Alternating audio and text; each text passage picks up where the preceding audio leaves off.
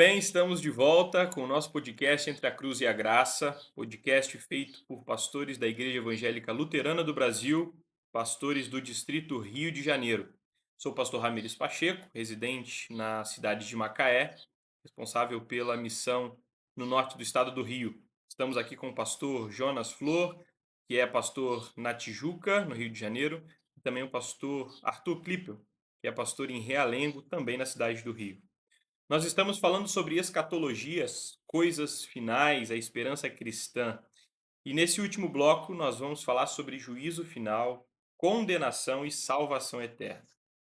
Ao contrário das ideologias modernas que negam o juízo final, a fé cristã afirma categoricamente: haverá uma prestação de contas. O juízo final será a revelação da justiça de Deus, não por méritos, mas com base na fé. Ao mesmo tempo, o céu e o inferno não são símbolos, mas são realidades eternas. No dia do juízo, a misericórdia e a justiça de Deus se manifestarão plenamente mais uma vez. Para falar sobre esse assunto, nós vamos contar com a ajuda desses dois pastores que já nos acompanham há 2 semanas. E eu começo fazendo a pergunta para o pastor Jonas. Pastor, o que caracteriza o juízo final e quem estará diante dele? Bom dia, ou olá, né? Mais uma vez, os nossos colegas pastores, pastor Ramires, pastor Arthur. Bom, já foi dito aqui, né? O juízo final é caracterizado como um momento, né? Uma grande prestação de contas. Todos estarão diante de Jesus. E quando eu digo todos, significa crentes e descrentes, significa aqueles que vão ressuscitar no dia do juízo ou aqueles que vão ser encontrados em vida. Tá? É bom sempre a gente lembrar aquilo que a gente confessa, digamos, todos os domingos em nossos cultos, né? No terceiro artigo do Credo Apostólico, a gente diz assim: eu creio no Espírito Santo, na Santa Igreja Cristã, na comunhão dos santos. E, desculpe, antes disso, no segundo artigo, quando falamos de Jesus, é ali que nós afirmamos: e ele virá para julgar os vivos e os mortos. Então, esse será o momento do julgamento. O que a Bíblia diz mais a respeito do juízo? Primeiro, qual é o critério que será adotado neste grande julgamento? O critério é a fé em Jesus Cristo como Salvador.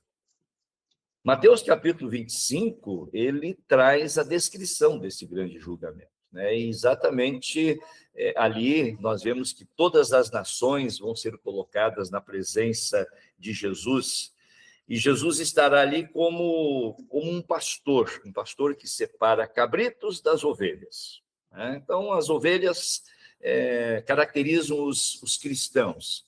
E a esses cristãos, Jesus lembra, né, as obras que eles praticaram, não como mérito, mas as obras que eles praticaram como fruto da fé. E então diz: venham benditos para o reino que está preparado. E para aqueles que rejeitaram, né, a oferta do perdão de Jesus, Jesus vai dizer: afastem-se de mim para o fogo eterno. É exatamente assim que nós podemos caracterizar, então, o juízo final e dizer quem vai estar diante de Jesus naquele dia. Agora, mas é preciso a gente ainda lembrar uma outra coisa importante. É preciso lembrar que o juízo final, tal qual ele é descrito de acontecer na segunda vinda de Jesus, na verdade, ele será um momento de proclamação pública daquilo que já aconteceu no momento da morte. O que eu quero dizer com isso? Que quando nós morremos, nós temos a nossa morte terrena, na verdade, naquele momento nós já estamos julgados. Estamos julgados para a salvação ou para a condenação. Ou seja, o nosso viver nesse mundo é que vai determinar o destino naquele grande julgamento. Afinal de contas, o que Jesus disse? Quem crer será salvo. Quem não crer será condenado. Então, a nossa vida de fé, a nossa vida cristã acontece aqui, neste mundo, até o momento da nossa morte. E aquilo que nós vamos viver, ou a nossa fé, é que vai determinar o nosso julgamento e aquilo que será proclamado, então, por Jesus no dia do juízo final. Então, só para dizer que, na verdade, desde o momento da nossa morte até o dia do juízo, nada mais vai acontecer. E aí, quero lembrar a quem está nos ouvindo, que assistam já também o nosso podcast das semanas anteriores, em que não há nenhum sentido quando se fala sobre purgatório, quando se fala sobre reencarnação, nada vai acontecer a partir do momento da nossa morte até o dia da segunda vinda de Jesus, quando acontecerá, então, a grande proclamação no juízo final. É isso. Obrigado, pastor. Um texto que auxilia nessa compreensão é o texto que o pastor Arthur trouxe, acho que no episódio passado, né, do rico e do Lázaro, né, os que estão aqui não podem passar para lá, os de lá também não podem passar para cá, né, com relação ao julgamento no dia da morte, né, ou a antecipação desse julgamento. Obrigado. Pastor Arthur, e aí pensando nesse texto também, naquilo que o pastor Jonas falou, como explicar essa relação entre fé salvadora, né, e o julgamento segundo as obras? Como é que a gente Uhum. trabalha esses conceitos, né, diante do juízo final? Beleza. Eu vou aproveitar um pouco do que o pastor Jonas falou ali sobre o texto de Jesus, da separação das ovelhas dos cabritos, né? Esse texto é um texto onde Jesus cita as obras das pessoas ali, né? Tive fome, me deste de comer, tive sede, me deste de beber. E aí ele diz: venham benditos para o reino do meu Pai, né? E aqueles que, quando eu tive fome, não me deram de beber, não me deram de comer. Venham benditos, aliás, afastem-se de mim Apartem-se para o de fogo mim. eterno, né? Venham não, né? Afastem-se de mim para o fogo eterno. E ali, nesse texto, a gente vê de forma muito clara Jesus demonstrando que ele fala, né, o reino que está preparado para vocês desde a fundação do mundo. Ele está de forma muito clara demonstrando esse reino bondoso, esse reino glorioso, né, que foi preparado para nós. Deus não criou o céu para ele estar lá, mas ele criou o céu para as pessoas estarem, né? Ele quer que essas pessoas estejam com ele ali. Então, quando Jesus cita essas obras, ele não está dizendo que as pessoas são justificadas por elas, mas ele está dizendo das pessoas que são justificadas que as praticam. Um outro texto que é muito utilizado para falar sobre isso, né, e às vezes até para criticar nós luteranos, né, que colocamos a salvação completamente em Cristo, né, e mediante a fé, é o texto de Tiago, né, onde Tiago fala ali das obras da fé e tudo mais. E, bom, como é que a gente olha para esse texto, né? Eu até tenho ele anotado aqui para não esquecer, né? Assim também a fé, se não tiver obras, é morta em si mesma. E depois ele fala: eu te mostrarei a minha fé pelas minhas obras, né? E então, qual é o objetivo de Tiago ali? Não é que as obras sejam vistas, sejam manifestas e as obras alcancem alguma coisa, mas com as obras ele mostra o quê? A fé. Então, é assim que a gente precisa olhar para essa fé salvadora e esse julgamento segundo as obras. Ainda antes de chegar, né, nesse julgamento segundo as obras, falando, para deixar bem claro que nós somos salvos mediante a fé em Cristo Jesus. O apóstolo Paulo escreve aos Efésios: pela graça vocês são salvos por meio da fé, isso não vem de vós, é o dom de Deus, para que ninguém se glorie. Então, se alguém olha para as obras querendo se gloriar, essa pessoa está errada, né? Definitivamente está errada. E a gente tem esses textos que vão nos mostrar essas obras quando eles estão falando de salvação. E como é que a gente vai olhar para isso? Isso é de fato um desafio, porque nós precisamos olhar para as obras de Cristo. Então, não são as minhas obras que me salvam ou que, né, me condenam, né? Mas de fato é a obra de Cristo quem me salva. A obra dele lá na cruz que trouxe salvação para mim, que trouxe a vida eterna para mim. Então, quando a gente vai falar disso, a gente sempre precisa ter em mente essa união com Cristo. Eu preciso estar unido a Cristo, porque, aí voltando agora para o texto de Mateus, né, que o pastor Jonas citou, ali Jesus fala, né, sempre que vocês fizeram a um desses pequeninos, vocês fizeram a mim. E como é que eu faço algo a Deus fazendo para outro, né, simplesmente? Não é só eu fazer esta coisa, mas aí está a fé inclusa nessas obras. Não tem como eu servir a Deus sem fé. Aí a gente pode lembrar, por exemplo, de Hebreus, que diz: sem fé é impossível agradar a Deus. Então, de novo, o foco não está nessas obras, mas o foco está no reino que foi preparado desde a fundação do mundo. O foco está nas pessoas que fazem essas coisas para Deus. E isso só é possível ser feito pela fé. O foco está em Jesus, que vem para julgar e vem para chamar aqueles que são seus e para afastar aqueles que não são seus. Então, o que eu preciso? Estar unido a Jesus. E aí, então, essa fé é salvadora, porque essa fé me une ao objeto de salvação, né? E as obras de Cristo estão em mim, né? Ou a obra de Cristo, vamos pensar assim, até para a gente lembrar de fato, né? Da obra dele lá na cruz, né? Na Semana Santa, né? A crucificação e a ressurreição. A obra de Cristo é aquilo que me salva. Né? Se eu não tiver a obra de Cristo, não adianta qualquer obra que eu tenha, né? Se eu não tiver essa fé, não adianta nada que eu faça, né? Não adianta nada porque eu não sou salvo, né? Não tem relação nenhuma quanto a isso. Então, isso precisa estar claro na nossa cabeça, né? A fé é o meio pelo qual Jesus nos salva, né? Ele nos salvou lá na cruz do Calvário, ele nos salvou com a sua ressurreição. Obrigado, pastor. Se a fé é aquilo que nos salva, não ter fé é aquilo que nos condena, né? E aí Exatamente. pensando na condenação eterna, né? Jesus diz que quem não crê já está julgado. Eu gostaria de conversar um pouquinho sobre essa condenação eterna, e como lidar com essa realidade diante, eh, de um pensamento moderno que já se afasta do julgamento, né, e se afasta ainda mais da condenação. Como, aplicar essa doutrina, né, de forma pastoral, para que as pessoas, encontrem Cristo, né. Pastor Jonas, ajuda a gente nessa, por favor. É, é, hoje, cada vez mais, né, seria assim, errado, eu tô perdendo a minha politicamente incorreto, né? Eu falar em condenação eterna, né? Como se eu fosse um grande juiz ao dizer para alguém que ele, se não crer, será condenado eternamente. Quer dizer, como é que a gente lida com essa situação? A pergunta que você faz pastoralmente. Bom, é assim, a abordagem que nós temos que ter sempre será em termos de lei e evangelho. Lei e evangelho nos traz a mensagem completa da palavra de Deus, né? A lei que aponta os nossos pecados, a lei que mostra que, afastados de Deus, nós estamos condenados, e o evangelho que restaura essa comunhão.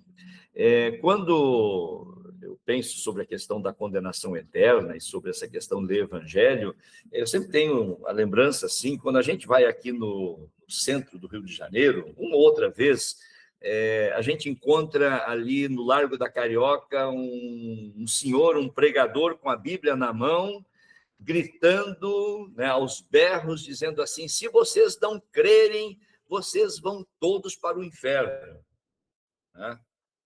E nenhuma palavra sobre Jesus. Então, o que significa isso? Isso é somente pregação de lei, né?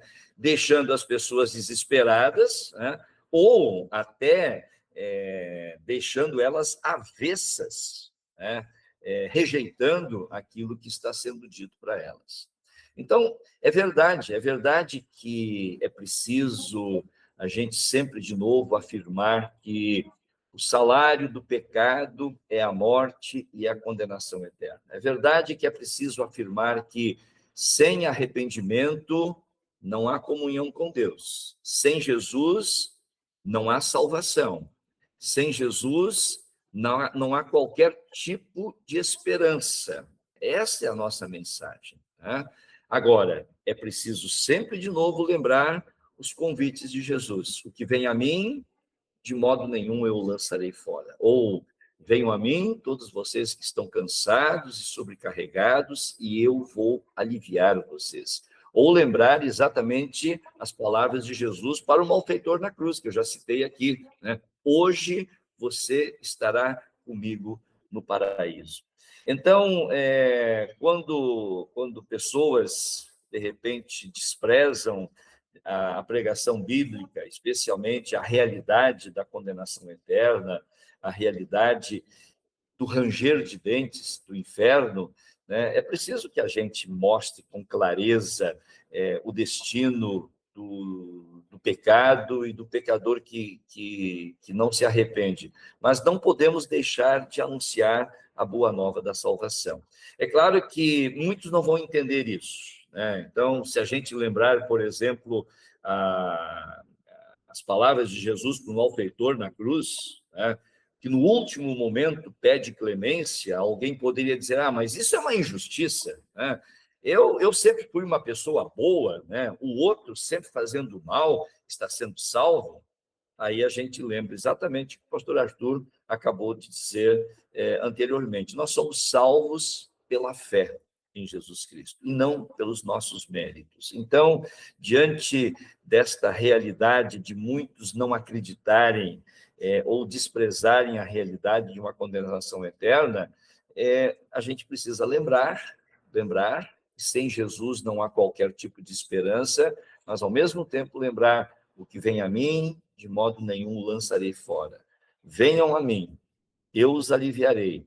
Hoje você pode estar comigo no paraíso. Esta é a mensagem que precisa ser dita, que precisa ser repetida, porque é o testemunho, né, da mensagem, o testemunho da fé cristã, o testemunho daquilo que Jesus fez por nós, que vai mudar as pessoas e não elas simplesmente desprezarem condenação eterna ou sentirem desespero, mas serem alcançados pela graça de Deus.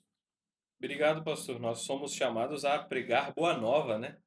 Então, fica aí mais um exemplo do porquê pregar boa nova e não só o juízo de Deus, que é uma realidade, né? O juízo de Deus é uma realidade, mas o amor e a misericórdia dele também é uma realidade. E pensando exatamente nessas coisas que são, eu gostaria de perguntar aí para o pastor Arthur como nós podemos afirmar, ou o que nós podemos afirmar com certa segurança sobre a vida eterna. E aqui, o que que nós devemos permanecer em silêncio, né? Aquilo que é talvez misterioso demais para nós, dentro dessa realidade que de certa forma é antecipada, mas que tem alguma coisa a nos esperar também. Beleza, vamos lá. Para resumir, assim, até pode parecer meio grosso, mas não é essa a intenção, né? Nunca. O que a gente pode falar sobre isso é o que a Escritura revela. O que a gente vai escalar é o que ela não fala. Então, muitas pessoas falam, eu visitei o céu e voltei para contar como é que foi. Olha, sai fora, né? Não, não acredita, não, esquece essas coisas, né?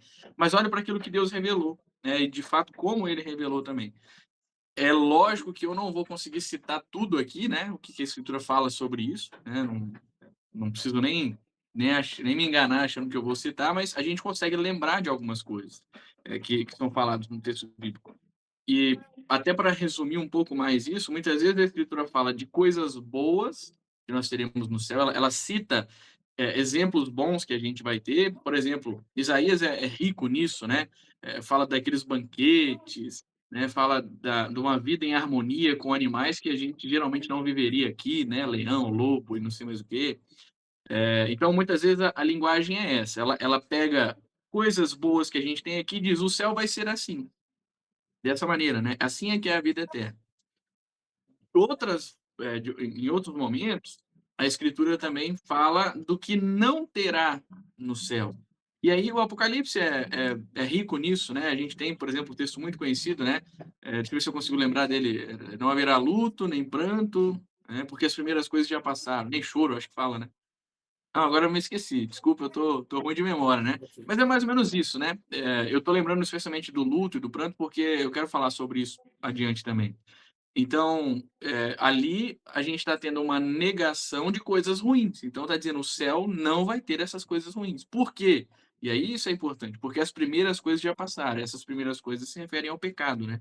Então, no céu não vai haver pecado e por isso não vai haver nada do que o pecado traz para nós. Daquela separação de Deus que a gente já falou lá no início, né? Então, no céu não vai ter isso, justamente porque nós estaríamos plenamente unidos a Deus, né? Depois da ressurreição e tudo mais. E aí, olhando para isso, é claro que a gente pode ir pensando em coisas que terão no céu, mas aí a gente tem que entender um certo limite.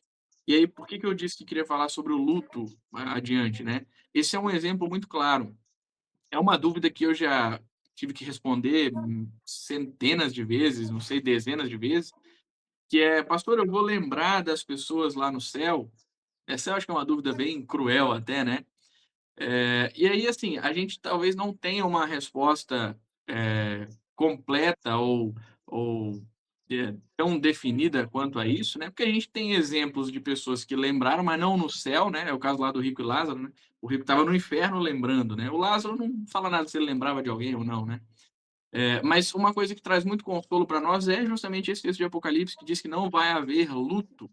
E eu costumo dizer assim: "Olha, mesmo que você se lembre de alguma pessoa que não esteja no céu, né, se ela não está no céu, então ela foi condenada, ela está no inferno. Mesmo que você se lembre, eu não sei como isso vai acontecer, como isso vai ser possível, mas você não vai estar triste por isso, né, você vai contemplar ali a justiça de Deus, vai entender isso, porque Deus vai mostrar isso para nós, né, e você não vai ter luto, né, você não vai chorar, você não vai se entristecer por isso. Por mais que olhando hoje, por exemplo, se eu não ver um de vocês lá no céu, são meus amigos, pensando hoje, poxa, eu não queria que isso acontecesse. Eu me entristeço em pensar nessa possibilidade. Olhar para minha família e pensar: minha esposa, meu filho, meu pai, minha mãe, meu irmão, alguém desses não crê, eu penso na condenação deles e eu fico triste com isso. No céu, eu não vou ter essa tristeza, né. Então, eh, basicamente, né, o que que a gente tem e pode afirmar com segurança sobre a vida eterna? Estaremos unidos com Cristo eternamente, a Escritura é clara com isso. Não sofreremos de nenhuma maneira, né, a Escritura é clara quanto a isso também. E será uma vida boa, uma vida tranquila, uma vida de alegria, né. Essa é a esperança cristã que a gente tem, né. E até mesmo com os exemplos que a Escritura dá, né, de louvar a Deus, tudo mais, tem pessoas que às vezes colocam isso como uma coisa ruim, né. "Ah, eu vou ficar lá cantando a Deus com os anjos, ouvindo aquele som de flautas e não sei o quê". As pessoas tentam imaginar coisas, né, na cabeça delas, que de fato não, expõem aquilo exatamente como vai ser no céu. E aí elas olham para coisas que para elas não é bom, né, aqui, e tentam colocar, né, imputar isso lá no céu, mas não funciona, né. Então até mesmo nesses exemplos que a escritura dá, a gente deve entender eles como sendo maneiras de mostrar isso. O céu é bom e a condenação é ruim, né. Esse resumo é importante para quando a gente for olhar para tudo que a escritura diz, né. Então, acho que é isso, assim, para deixar de forma resumida, né, porque a Escritura fala muito sobre isso. O assunto da Escritura é a obra de Cristo, né, a promessa, a obra de Cristo, a ressurreição, a vida eterna, né. Por isso eu disse, eu não vou nem, né, ser o besta aqui de tentar citar tudo o que a Escritura fala sobre a vida eterna, sobre a ressurreição em poucos minutos, né. Tem muita coisa para falar sobre isso. É importante é que a Bom, gente vai estar com Cristo. Pastor, pode falar, pode É isso falar. aí. não, não, não, só aquela frase, né? Lá é incomparavelmente melhor a Isso. qualquer situação que nós vivemos aqui, né? Realmente. Exatamente. Exatamente. Perfeito. Nós chegamos ao final do nosso bloco, com a convicção de que com Cristo é bem melhor estar, né? E de que isso vai um dia se realizar quando ele voltar, então, para nos levar para um lugar que ele tem preparado desde a eternidade. eh, e nós ansiamos por isso como igreja e como cristãos também. Quero agradecer aos pastores e vou passar a palavra mais uma vez para vocês. Talvez aí dar um conselho final ou alguma coisa assim que vocês gostaram ou gostariam de destacar sobre o assunto como um todo. Pode ser desde lá do nosso primeiro episódio, da nossa primeira conversa, até assuntos que talvez não entraram nessas nossas perguntas, nesses nossos debates. Eu vou passar então primeiro para o pastor Jonas, depois o pastor Arthur. Fica à vontade também. Beleza. Muito bem.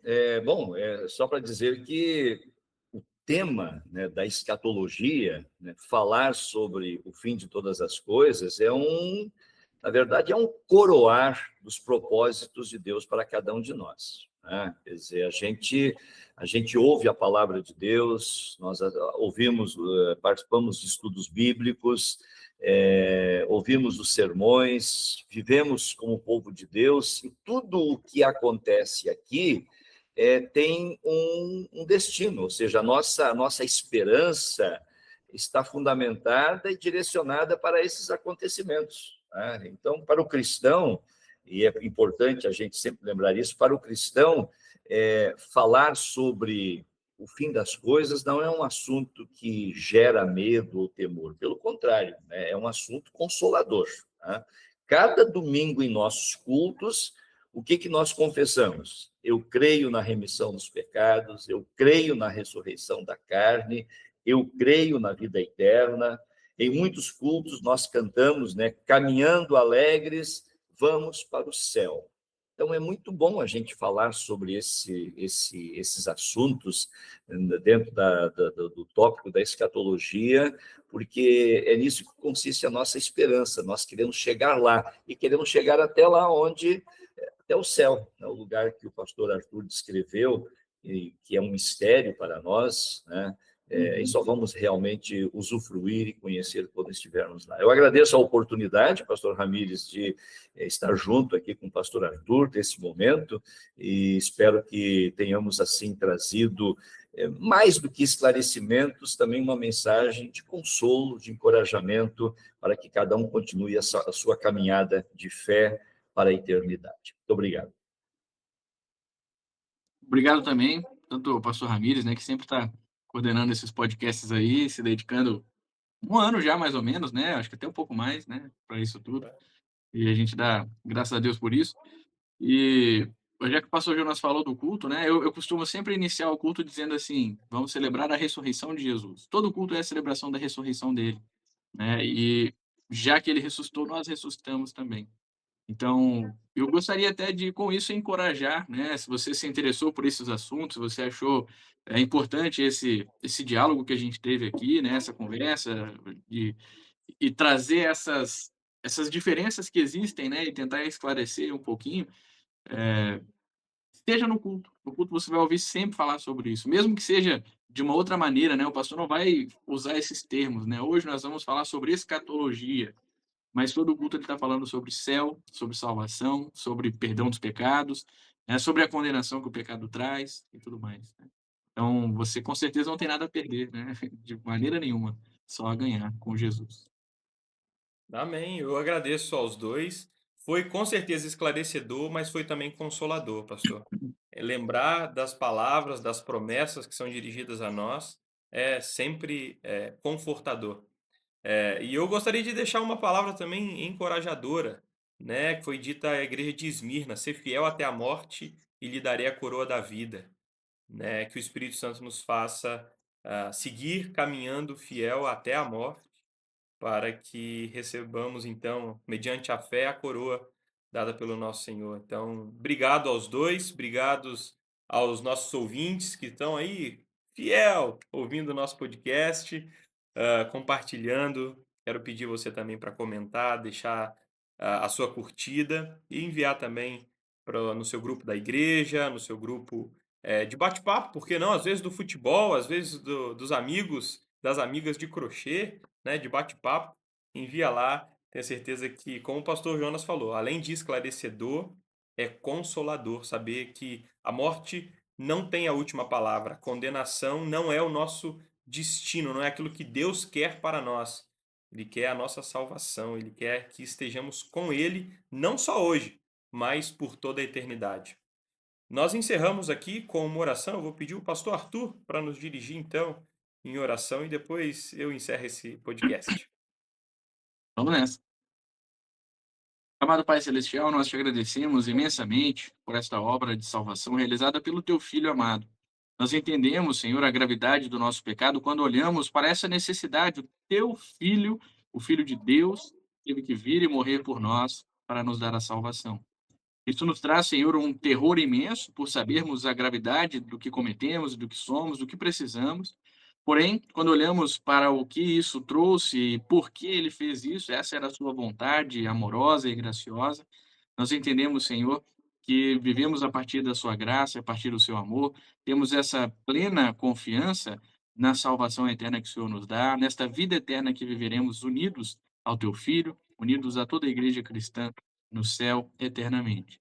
Por favor, Senhor, te pedimos, abençoe a sua igreja no mundo para que essa mensagem seja fielmente pregada, não só com a lei que aterroriza e que nos condena e afasta de Deus, mas também com o evangelho que nos consola, que nos traz esta confiança e nos faz viver não por medo, mas sim por amor. Nos faz, Senhor, amar aqueles que o Senhor coloca na nossa vida, nos faz, servir ao Senhor com a alegria que Cristo nos dá. Nós podemos, assim, então, dar de beber àquele que tem sede, dar de comer àquele que tem fome, vestir aquele que está nu. Podemos, Senhor, fazer tudo isso não por medo da condenação, mas sim por amor e por gratidão àquilo que o Senhor fez por nós.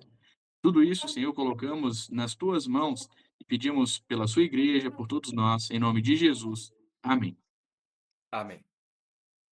Pastores, que o Rei Jesus continue abençoando a família e o ministério de vocês. Amados ouvintes, nós ficamos por aqui, lembrando sempre que entre a cruz e a graça há sempre esperança. Até a próxima. Tchau, tchau. Até.